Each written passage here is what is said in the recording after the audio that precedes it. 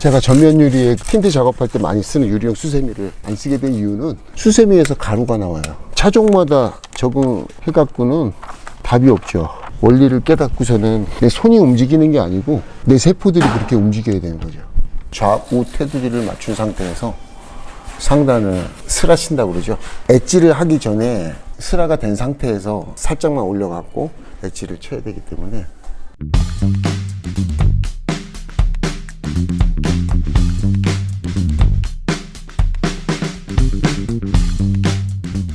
요거를 스라라고도 하고 마이크로 엣지라고도 하죠. 이 스라를 칠 때 사실 알고 보면 너무 간단해요. 스라 치다가 딱딱 걸리는 경우 있어요. 이 유리하고 각도가 안 맞아서 그래요.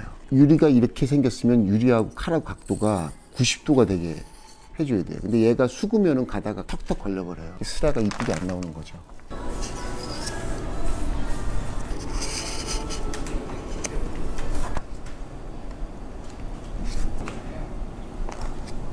유리를 내릴 때 칼로 피코 엣지를 해야 되기 때문에 각도가 이제 한 이 정도, 이 라인이 선명하게 또 칼의 각도도 잘 나올 수 있는 정도까지만 내려주고요.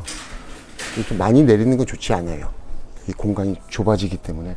오늘은 저 바킹 어떻게 넣는지만 중점적으로 좀 설명을 드리도록 할게요.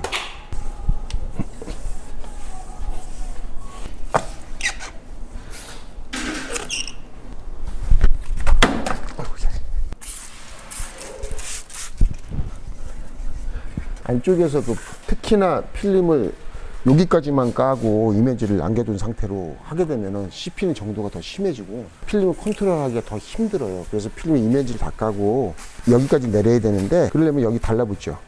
얘는 접착제가 딱딱 붙질 않고 비닐은 딱딱 붙어요. 그래서 마스킹을 이 하단까지 내려주는 겁니다. 스크래퍼 한번 해주고요.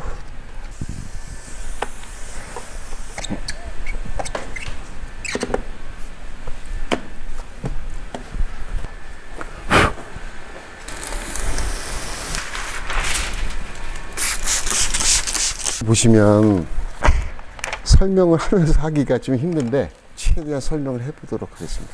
여기를 붙이고서 여기서 밀어내려고 하면 다 씹혀버려요. 여기가 터널이 이렇게 중간에 생겨야 됩니다. 두세 가지 방법만 알려드리는 거예요. 이 부분이 대부분 씹히기 때문에 이 부분의 씹힘을 최소화하기 위해서 터널을 여기서 잡아놓고 필름을 이렇게 밀어넣어야 됩니다. 앞으로 3cm가 더 들어가야 돼요. 여기가 얼만큼 씹히겠습니까? 그냥 집어넣게 되면. 이면지를 안 까게 되면 무지막지하게 씹히는 거죠. 그거를 시공 다 하고서는 20분, 30분 동안 잡아도 깨끗하게 나오지가 않아요. 여기도 마찬가지로 집어넣어주고요.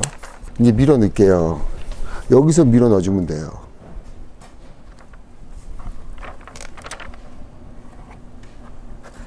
저 안에 보시면은 씹히려고 그래요. 근데 저게 얼만큼 씹히는지 시공을 하고 밖에서 한번 같이 보도록 할게요.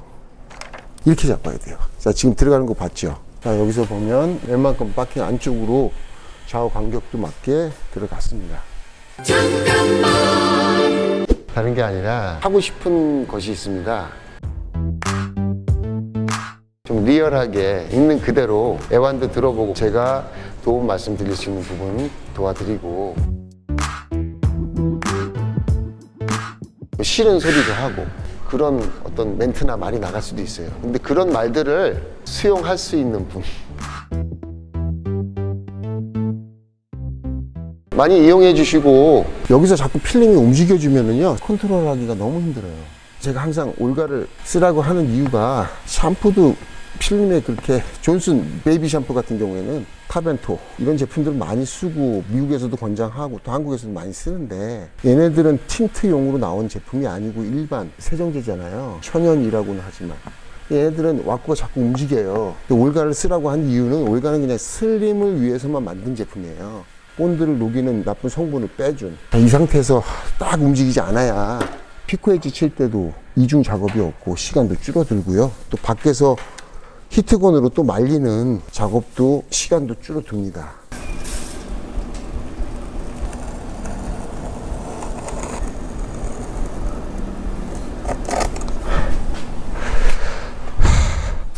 다음에 설명을 드리겠지만 피코 엣지 작업을 배우기는 배워서 익히는데 좀 원활하게 모든 차에 다 적용하는데, 짧은 경우는 1년, 길면은 2년, 3년 적응을 해야 돼요. 팅을 한 15년에서 20년 정도 한다 생각하면은 아주 좋아요.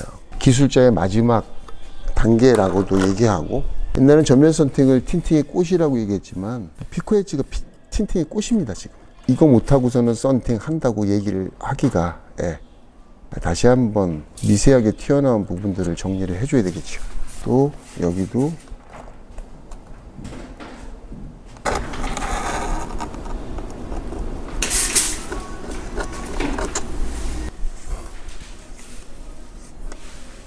엣지 작업을 마쳤고요. 이제 마지막 한 과정이 남은 거예요.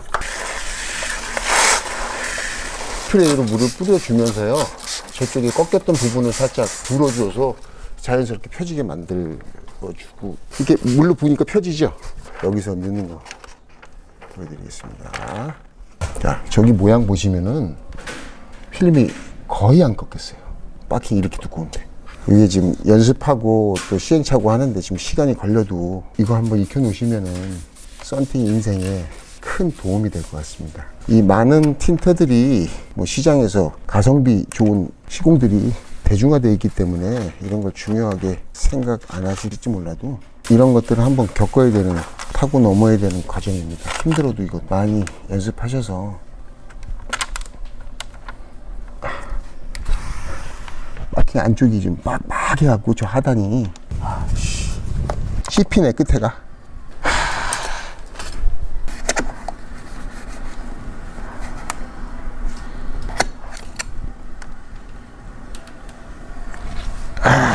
하단 모서리가 굉장히 빡빡한 거를 어떻게 설명을 드릴 수가 없어요. 그러니까 여기 왁구 맞추실 때 눈에 딱 보이지 않는 지점까지만, 여긴 깊게 넣어도 상관이 없는데 좀 간당간당하게 밖에서 볼 때 눈에 안 보일 정도까지만 넣어줘야 될 것 같습니다. 잘 들어간 것 같은데 한번 스키징 한번 해볼게요.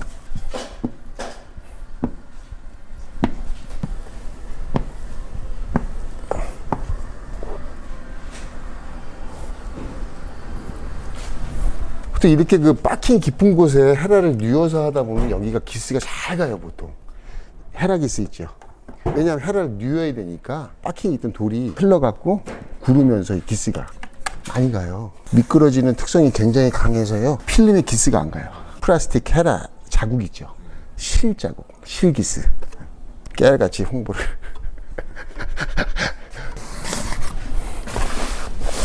밖에서 한번 볼게요. 얼마나 꺾였나. 하나도 안 꺾였습니다. 보통은 그냥 하면은 한 이 정도 꺾여요. 이면지를 이런 방식으로 안 하면. 자국도 없습니다. 다행히 잘 나왔네요. 지금 이렇게 바킹 안쪽에 플라스틱 헤라로는 이 물이 안 빠져요. 컨키스테이더라는 이 연장이 이제 요럴 때 쓰는 겁니다. 다른 연장 안 들어가요. 이렇게 해서 글씨가 돌출돼 있잖아요.